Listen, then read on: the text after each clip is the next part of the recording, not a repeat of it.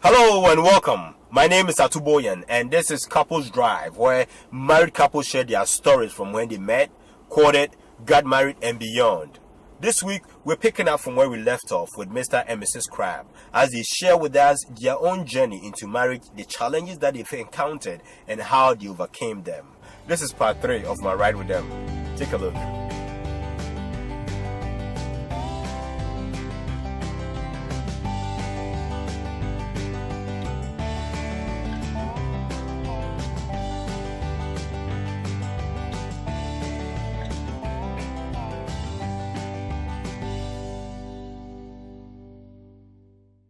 So how long do you recommend that people take?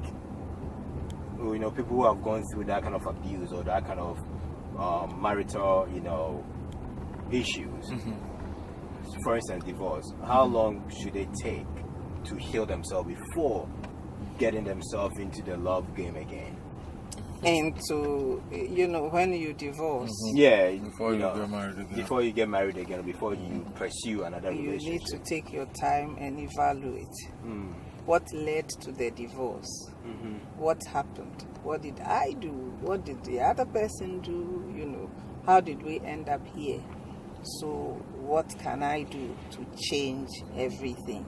Is there anything in me that has caused this? You need to be counseled first when you go through a divorce. To start afresh, you need to be counseled, and for you to you have a mindset, which sometimes some of it needs to be changed before you can start afresh. So the time depends on the individual. Somebody can take a year to work everything out, and somebody can take 2 years, somebody can take 5 years. It depends on the individual. You cannot just make a rule per se for 6 months, 1 year. That doesn't work that way. It depends on the individual. Okay. And one of the things to work through is your emotions, because we can easily rationalize, yeah, it was a bad marriage, I'm glad I'm out, I'm free and all that. But what about the pain? What about the emotional hurt?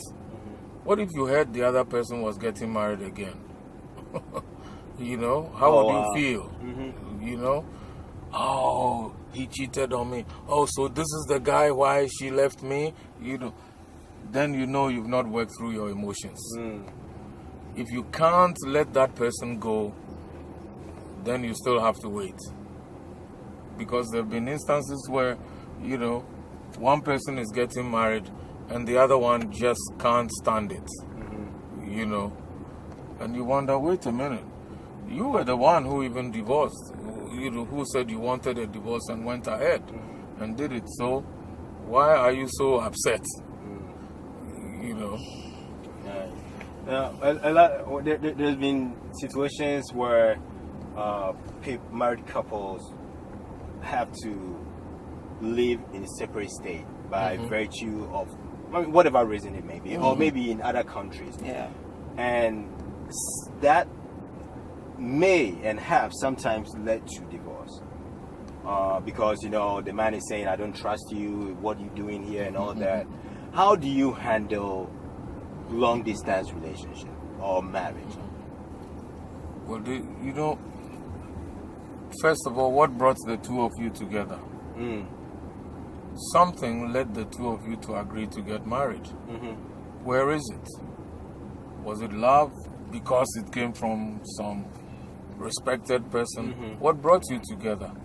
If you feel that's no longer valid, then do that. But don't use distance as an excuse. Right. But yes, sometimes distance can be the problem. Why is distance the problem? Because communication begins to weaken. I call, I can't get him. I call her, I can't get her. I'm not even sure where she is now. So something is not happening. They don't even know each other's schedule. So there are things that need to be discussed. And, especially when we are apart, we need to be more deliberate about communicating.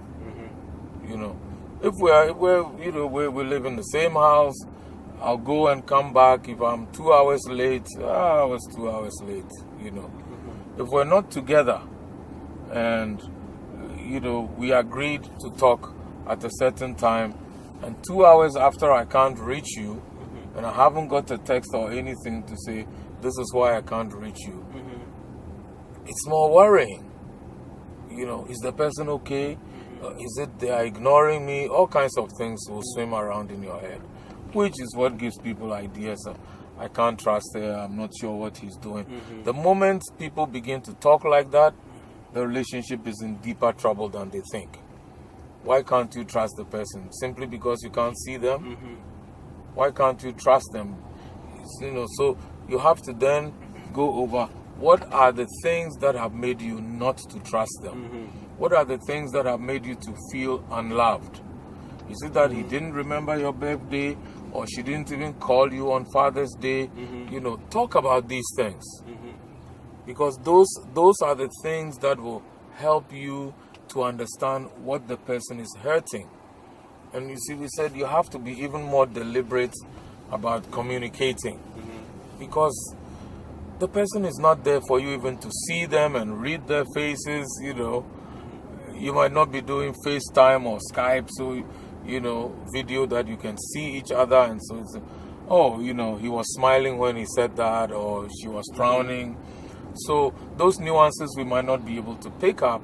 So the more you communicate, the more you share, how's your day going? What things are you going through? Stuff like that.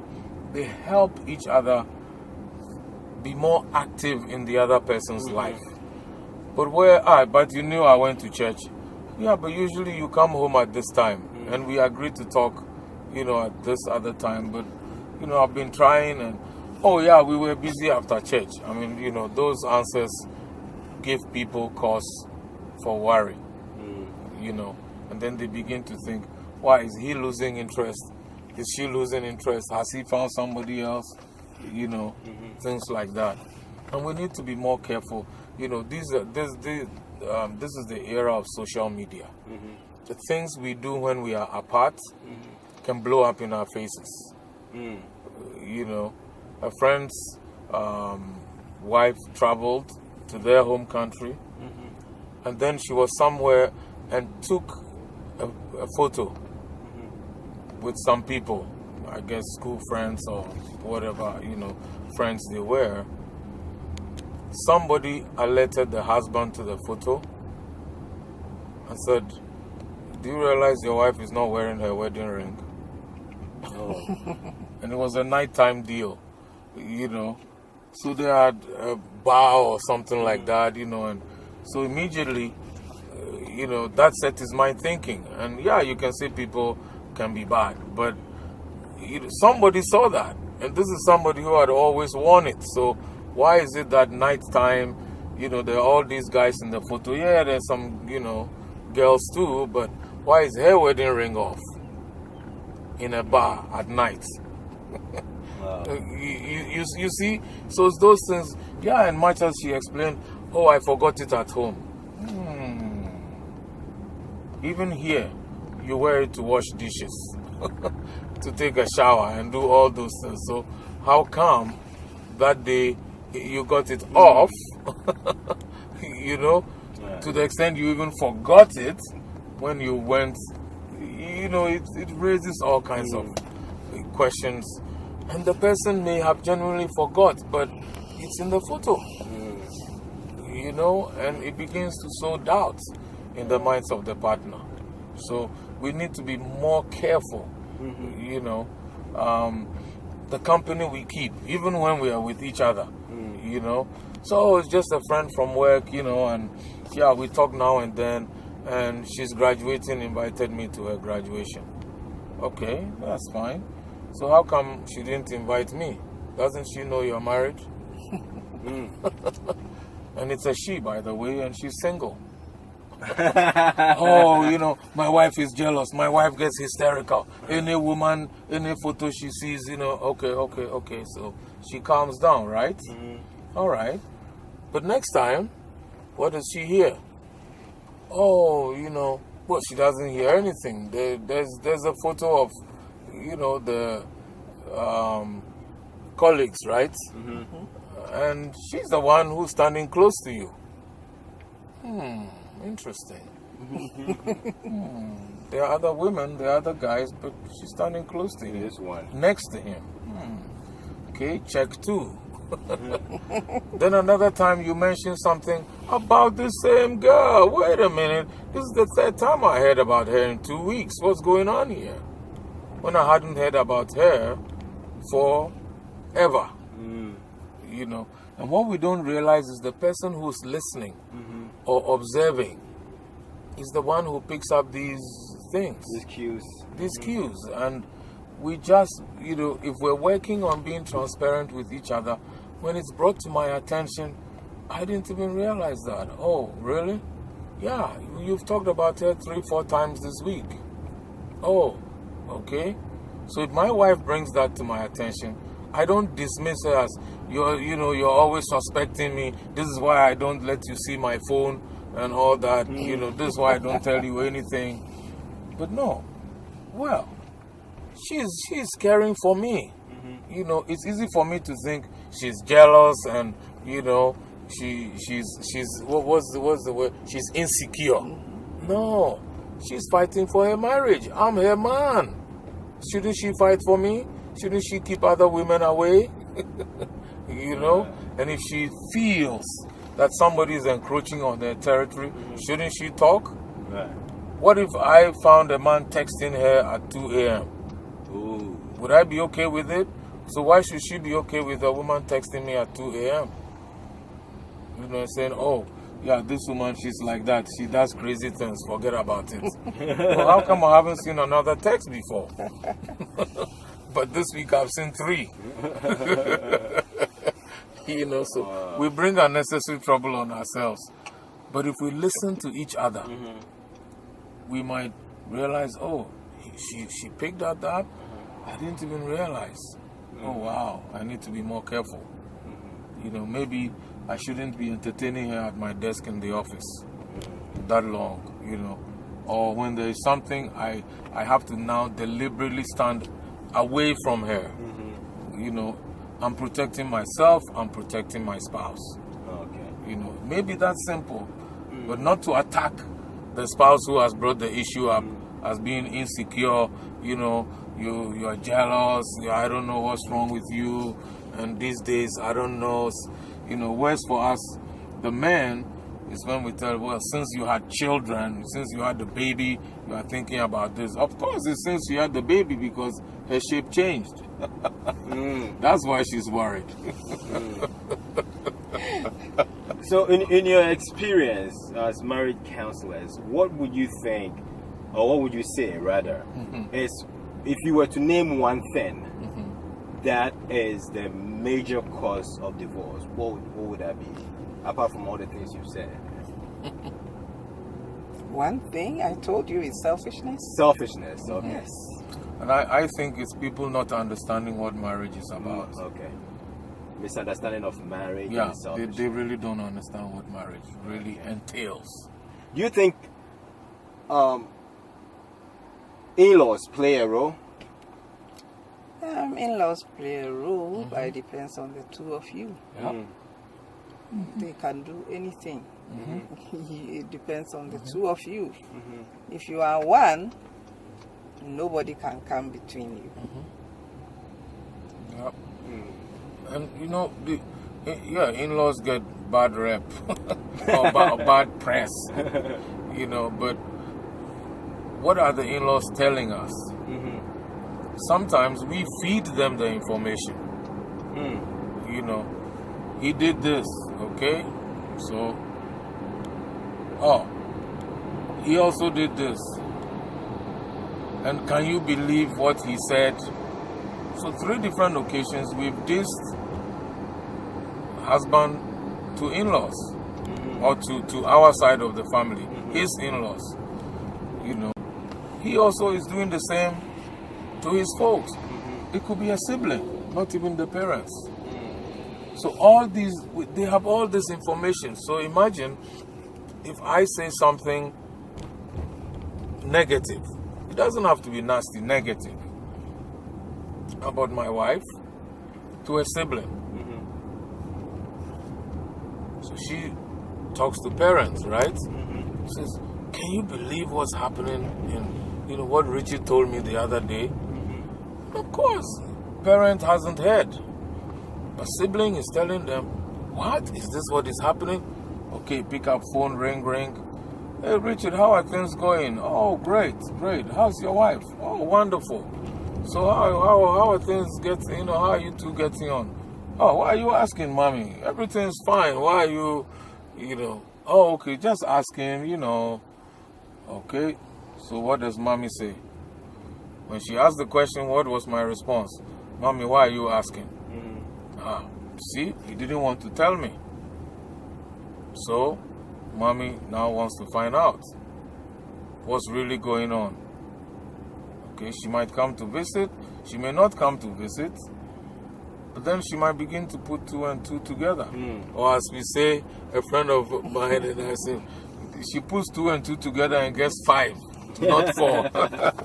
She has more. Why? Because she begins, wait a minute, I called my son. And every time I call, he's the only one who talks to me. Why doesn't she talk to me? And when I called him, he didn't even say, oh, she's here. Usually he'll say, oh, she's here, say hello to her. He didn't. Something. So she's adding. She's adding up. I see. Then sibling goes with another sibling. Says something. Because sibling 1 told sibling 3.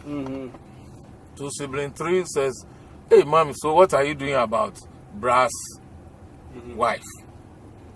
So now, guess what? Mommy is hit on 2 sides. So maybe sibling 3 knows something also that she's not telling me. My son is in danger. I have to rescue him. See where the trouble starts? But son, how does son let the mother know everything is okay, apart from just saying it? And so we talk of being deliberate about some of these things. We tell the in-law, you also call. Don't only let the parent's child or the sibling's child call. You call them to develop a relationship with them. Unless they don't want to have one with you. Right. But at least you call. You call and they say, oh, I'm busy. You called. Okay. Then they don't want to talk with you. Right. But you don't call at all, so even my wedding, they didn't come. You're now married. They can't stop the marriage. So why don't you let them see that you are not the monster-in-law, but you are actually a sweet woman that they should have accepted much earlier. Let them realize what they have missed. I see. You are the man. Let them realize that, yeah, you would have been the son they never had. Or even though they have sons, wow, you could rate this one is exceptional. Right. Ultimately, it is you who have to take the decision. Okay. Regardless of what anyone says or does. Your in-laws can come and, shout, insult you, everything. If you don't leave the house, if you don't decide to leave your spouse, you're still going to be married. Okay. If you don't follow through with what your folks are telling you, divorce her, divorce him, you will still be married. So ultimately, your goal, no matter what, is to protect your marriage. Yes. You can protect your marriage while leave it to chance. Why leave it to chance? Do the things that will build the marriage. Okay. So that if people are trying to tear it down, they will find it even more difficult. Even if the other party is not... The other party will come along with you eventually when they realize that you are not the person you are being made out to be. Okay. And that's why sometimes you will find the child of the parent or the sibling turns against their own family. Because they realize, I'm being manipulated. Wait a minute, I really love this guy. I really love this woman. Why are they saying all these things they're saying they haven't seen? And the trouble is that sometimes, like I said, we have fed our people what they're using. She's a lazy woman. She's rude. She's this. How did they get to know all that? They're not in our house. You know, I told them, but hey, that was in the first 3 months of marriage. We're good now.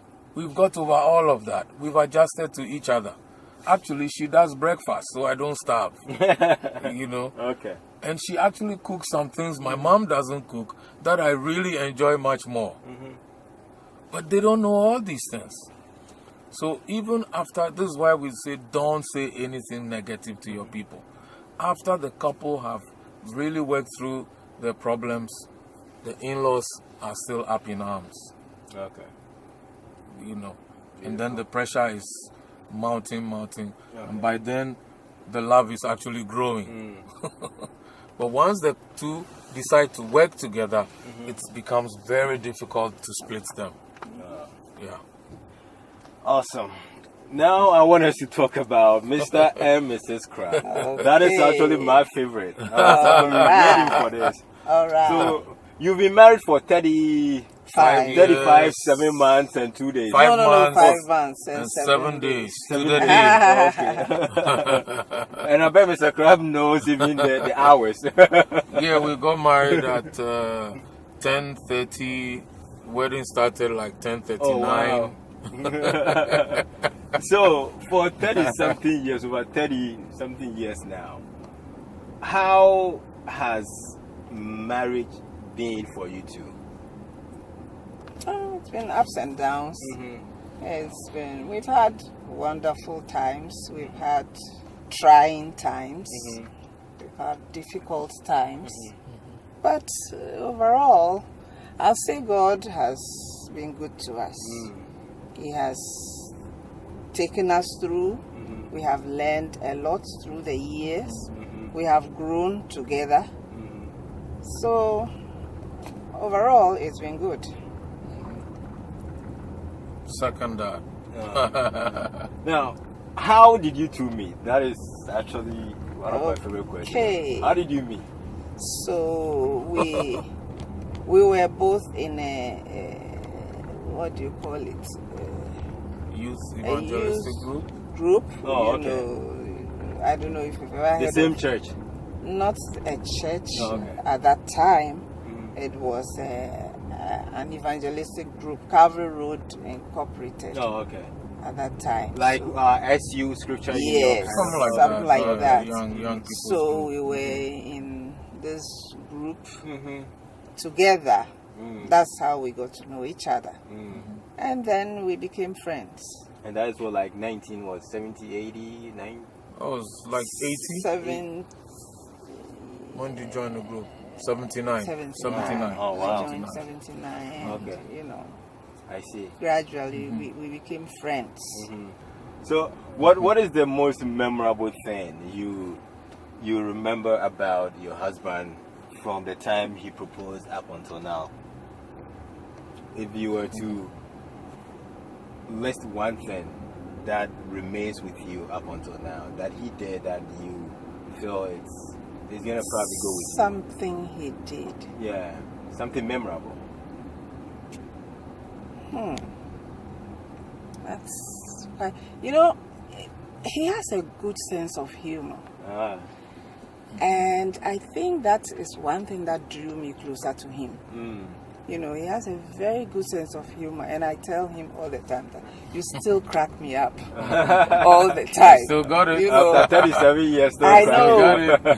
I mean, even sometimes that he has done something and I'm angry and he'll say something and I'll just crack up and just laugh. You know, he has a good sense of humor, and I think that it's one thing that has remained with him all through the years. And I used to be a very moody person. You know, at any time I always had something troubling me in my mind. You know, I'm always thinking of something. You know, and he lightens me up. You know, says something or try to find out what is happening, even though sometimes it can be annoying when he asks, what are you thinking about? And like, what do you mean, what am I thinking about? Every human being thinks about something. So must I tell you what I'm thinking about, and all that. But I think that his sense of humor, it has stayed, and it's good, which is something that drew me closer to him, and it hasn't changed. What about you, Mrs Crabbe? She's always been a caring person, and living with her, I've seen even more of it. It's not just caring about me or our kids, but people who come into her life, they don't even have to be close to her. If she can help, she will, and she will look for ways to help, even sacrificing what she has, her time, her money. If she can help that person or find help for that person, she'll do it. And it's, I'm the kind of person, if okay, I try to work with you and you're not responding, okay, bye-bye. Well, life goes on, and she's helped me to become more caring. And it's a plus for the work we do, the ministry, counseling people, working with people. Sometimes she's the one who says, no, maybe let's give them another week. Let's see if they'll call. And I'm ready to look. We already have people on the wait list to start counseling. If they're not coming, forget it. And she'll say, why don't we pray this week for them? Let's put it on our prayer list. And, she'll even get us fasting for the couple that don't want to stay together. We're fasting for them. And I'm thinking, wow, we're not even the people married, and look at us. But then, she gets an idea, or where it says, I'm thinking when we meet with them, this is what we should do. Or sometimes she say, why don't we go visit them? And then, you do that, and there's a breakthrough just like that. It's really, I've learned a lot from that, yeah. On that note, what is one thing that she does that you don't like? She's doing better at it. Okay. But I like to, let me put it the way I put it to her. I do best when I have information. So, when she likes to think through something and then come to me with, solutions. So here are two options. Which one should we do? And I haven't even thought about the thing, but she's expecting me to give my opinion, and sometimes I just feel, hamstrung. So wait a minute, you just told me, or if I choose and then I choose the one she thinks is the wrong option, and then she's on my case. I say, you just asked me. So if you knew why did you even ask me in the first place? and so but she's doing better now, because she'll at least. I said, at least give me a hint. You're thinking about this. You haven't formed any opinions. Okay, so at least it's on my radar. But don't just come to me with, okay, this is what I'm thinking. It's A or B. What do you think? Should we do A or B? I don't know why. I don't even know. And then what gets her is when I ask, well, why do we even have to do this? And she's upset. Well, because it's important. Why is it important? I haven't even thought about it. So, yep, we fight about that. We still do. Okay. 35 years, we still do. So. What about you, this guy? He can be very irritating sometimes. When he wants, sometimes, I tell him that, but he doesn't even see it that way. That when you want your way, you want it whether I like it or yes. So you find ways of saying the same thing. It's like forcing me to agree with what you want and giving me every reason why this is the best option,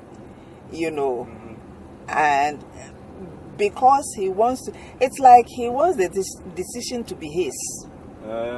So, sometimes what it means that he works with information, I should tell him everything. And then he will come out with a decision that is his, and then everything is fine. Right.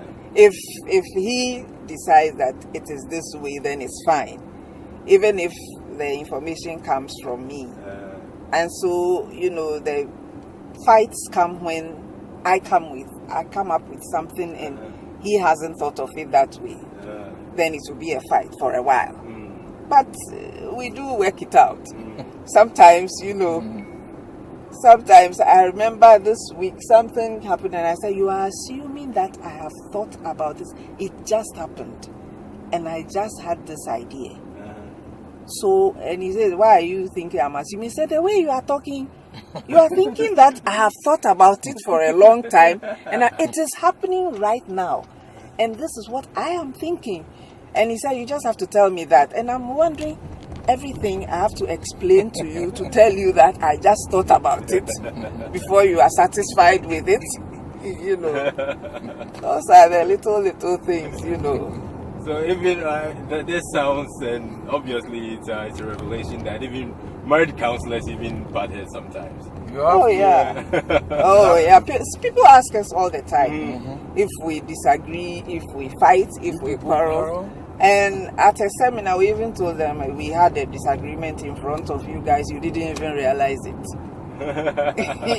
Yes, we fight all the time. We disagree all the time. Yeah, we were actually standing at the podium together, and it was who should speak first.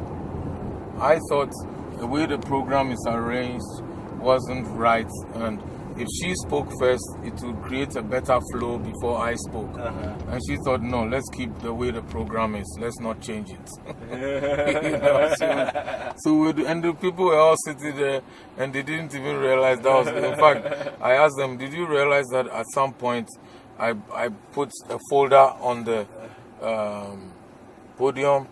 And one of them said, yeah. I said, that was her folder. But I said, did you also realize she collected a number of sheets and then left the place and went to sit down? Said, yeah, that was her way of saying, you do whatever you do. I'm not speaking. I'm leaving you right there. They said, wow, but we didn't hear anything. I said, we don't have to shout. We've learned how to manage those things. You don't have to shout, yell at each other, say nasty words. No, that's not necessary. You can disagree without saying one nasty word to each other. But we will know, yes, we disagree, and then we work through it. So, what would you say is the most trying moment in your 3.5 decades of marriage? Well, the two I can think of. One was the first 3 years or so of our marriage. We married as very close friends, and our friendship has, grown stronger over the years. We're not just married people; we're best of friends as well. But not too long into the marriage, there's this, I felt she wasn't happy, and I really couldn't tell what was going on. What made you feel that? I don't know, well, she has a smile. When that smile is missing, I know she's worried about something, And yes, she knows I'll bug her. What are you thinking about? What's worrying you? Who did somebody say something? Did someone, until she says something, sometimes she does, she's not even aware of it. But, she would say, oh, there's nothing really, or no, I'm not thinking of anything. But I just felt, no, this is not the same person. Something is not right.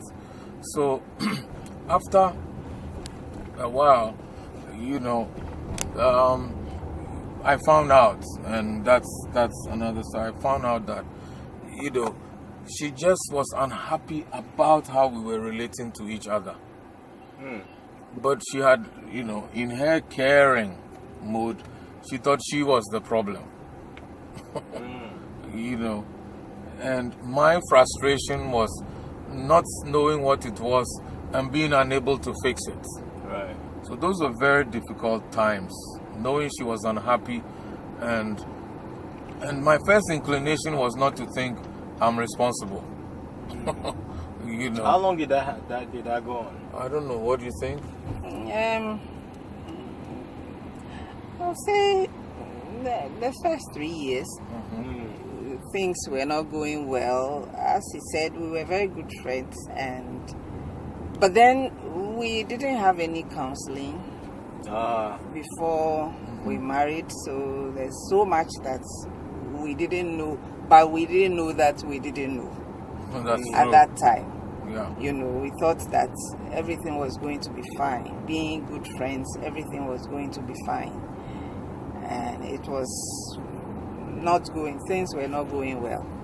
I wasn't happy. So, and then I was thinking that it must be me.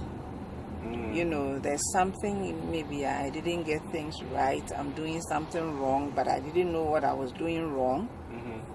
So nobody told you, and I didn't say anything. Right. So I was just worried, and then somehow. And you didn't know the cause of that either. No, but then it got to a point where I felt that I needed a break from the marriage. Yes, just to go somewhere, and you know. So I decided to go visit my mom. And you know, I just told him I wanted to go visit my mom. And we had had one child, and I was pregnant with a second one, and I just wanted to get out. Really?